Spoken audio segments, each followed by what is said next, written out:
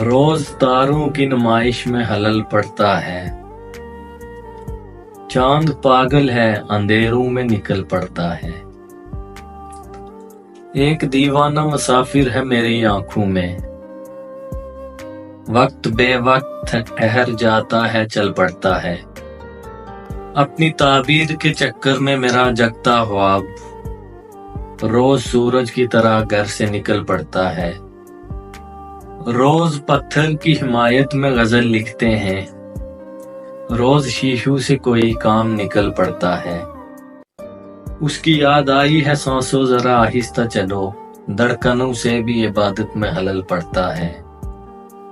चांद पागल है, अंधेरों में निकल पड़ता है।